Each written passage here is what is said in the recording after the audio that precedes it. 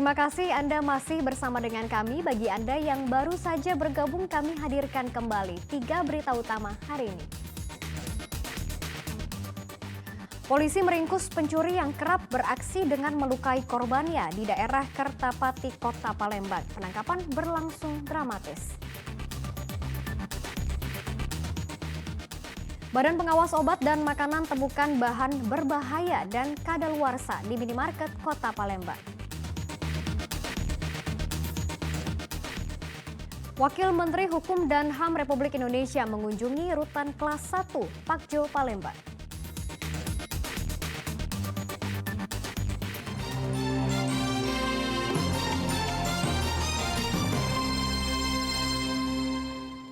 Badan Pengawas Obat dan Makanan melakukan sidak ke gudang supplier minimarket di Kota Palembang. Sidak dilakukan setelah ditemukannya bahan berbahaya dan kadaluarsa pada makanan siap saji dan kemasan di beberapa mal. Gudang supplier minimarket di Jalan Bypass Kecamatan Alang-Alang Lebar dikunjungi Badan Pengawas Obat dan Makanan bersama pemerintah Kota Palembang. Dalam sidak yang dilakukan, BPOM meminta supplier agar mengatur penempatan barang sehingga barang yang mendekati kadaluarsa dapat terawasi. Kepala BPOM Palembang mengajak masyarakat untuk meneliti kemasan saat berbelanja, cek kemasan, cek label, cek izin, dan cek kadaluarsa. Ya, sistem. Kalau di sini kan sudah punya sistem secara otomatis ya. Nah, kita di Alfamart gitu juga seperti yang saya sampaikan. Kalau toh kita temukan hanya beberapa bungkus, beberapa kaleng. Berapa retail yang kita temukan ada? Oh, retail enggak begitu banyak. Dari di sini kan 200 retail. Kita tidak punya data semuanya ya. Yang jelas ada pernah kita temukan. Dan begitu juga dari keluhan masyarakat yang sering ada pengadu. Kita beralih ke informasi lainnya. Wakil Menteri Hukum dan HAM Republik Indonesia Edward Omar Syarif hari mengunjungi rutan kelas 1 Pakjo Palembang. Wamenkumham juga menyoroti jumlah tahanan di rutan Pakjo yang telah over kapasitas. Wakil Menteri Hukum dan Hak Asasi Manusia Republik Indonesia Edward Omar Syarif Hiarij mengunjungi rumah tahanan kelas 1 Pakjo Palembang. Kunjungan Wamenkumham untuk melihat kinerja petugas rutan Pakjo dalam memberikan pelayanan publik. Dalam kesempatan ini, Wamen juga bertemu dengan para tahanan dan memantau fasilitas yang ada di dalam rutan seperti ruang belajar sekolah filiar. Wamenkumham juga menyoroti jumlah penghuni rumah tahanan Pakjo yang telah over kapasitas. Jumlah tahanan rutan Pakjo yang sudah lebih dari 17.000 dengan kapasitas 7.000 dinilai sangat tidak ideal. Tertib ya, dan pelayanannya baik dilakukan juga oleh petugas tahanan maupun warga. Kemungkinan ada pengembangan untuk LP dan rutan di Sumsel nggak Pak Wamen nantinya? Ya, kalau kita melihat dari jumlah narapidana yang 17.000 dengan kapasitas hanya sekitar 6.000 ke 7.000 itu kan memang berarti kan overflow yang sangat luar biasa, lebih dari 2 kali lipat. Permasalahan kelebihan penghuni dalam rutan membuat Kementerian Hukum dan Hak Asasi Manusia akan mencari cara untuk mengurangi jumlah penghuni rumah tahanan yang ada di rutan Pakjo. Didi Ruansyah melaporkan dari Kota Palembang.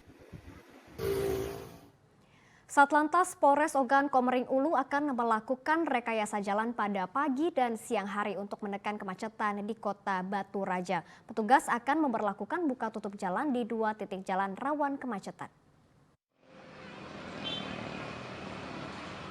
Kepadatan kendaraan terjadi di kawasan Jalan HS Simanjuntak dan BLL Kulon di Kota Batu Raja, Kabupaten Ogan Komering Ulu. Kemacetan seperti ini kerap dirasakan pengendara setiap pagi dan siang hari. Adapun penyebabnya tidak lain karena banyak kendaraan antar jemput siswa yang bersekolah di 2 lokasi tersebut.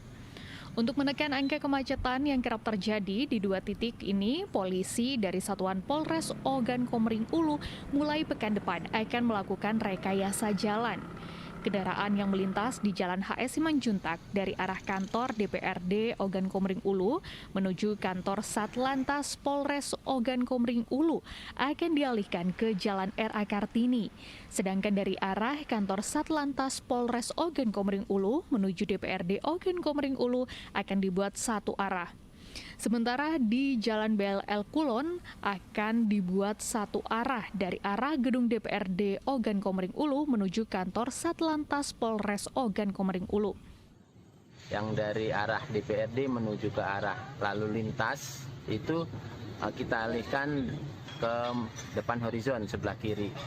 Terus untuk jalan yang dari arah lalu lintas bisa langsung lurus ke DPRD. Terus untuk jalan yang mau masuk dari samping lalu lintas mau masuk ke SMP 2 kita tutup oleh karena jalan yang dari pintu keluar dekat kantor DPRD jalan masuknya supaya jangan bertabrakan. Dengan dilakukannya rekayasa jalan di kedua titik ini diharapkan dapat mengurai kemacetan yang kerap terjadi di Kota Batu Raja. Meski demikian, rekayasa jalan ini tidak berlaku pada saat hari Minggu atau hari libur. Dedi Ranca melaporkan dari Kabupaten Ogan Komering Ulu. Para pedagang bendera merah putih dan umbul-umbul mulai bermunculan di pinggir-pinggir jalan di Kota Palembang. Mereka datang dari sentra produksi bendera dan umbul-umbul di Jawa Barat. Salah satu pedagang bendera merah putih dan umbul-umbul ini datang dari Garut, Jawa Barat, bernama Gilang. Ia mengaku berangkat bersama 4 temannya dari Garut tanggal 12 Juli lalu, membawa 9 karung bendera merah putih dan umbul-umbul untuk dijual kepada warga Palembang yang akan memperingati Hari Kemerdekaan Republik Indonesia tanggal 17 Agustus yang akan datang. Sang pedagang umbul-umbul Gilang mengatakan ia mendengar kabar bahwa warga Palembang ramah dan diharapkan masyarakat mau membeli bendera dan umbul-umbul baru yang dijualnya. Gilang memilih berjualan di kawasan Jalan Residen Abdul Rozak. Dagangannya yang banyak dibeli baru umbul-umbul yang telah terjual hingga 200 lembar dengan harga Rp20.000 per lembarnya. Namun Gilang yakin nantinya mulai tanggal 1 Agustus pembeli bendera dan atribut peringatan Hari Kemerdekaan akan ramai. Untuk saat ini pemasarannya belum tentu ini Pak, belum tentu ramai soalnya bukan tanggalnya sekarang. Paling nanti tanggal 1 Agustus sudah mulai ramai lah, mudah-mudahan itu juga. Harga bendera merah putih setiap lembarnya dijual Rp35.000 hingga Rp50.000 sesuai ukurannya. Sementara untuk umbul-umbul dijual Rp30.000 sampai Rp40.000 per lembar. Sedangkan untuk hiasan bendera panjang yang biasa dipasang di perkantoran dan rumah, harganya mencapai Rp350.000 per lembarnya. Edward Rom melaporkan dari Kota Palembang. Dan laporan tersebut mengakhiri berita Palembang hari ini. Saya Janet Lee berterima kasih atas perhatian dan kebersamaan Anda. Selamat beraktivitas dan sampai jumpa.